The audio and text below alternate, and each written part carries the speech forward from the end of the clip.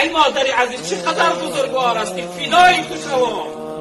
ای کاش که این جان من 1000 جان میشد، فدای تو میکردم. ای مادر بسیار بزرگوار هستی.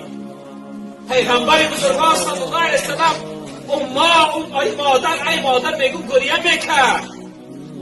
صحابه روایت میکنه میگه وقتی همراهی پیغمبر بزرگوار بالای قبر مادرش رفته و چنان گریه کرد که رخسارهای مبارک تر شدن، دامانی مبارک تر، حتی زمین از آبی دیده پیغمبر بزرگوار تر شد.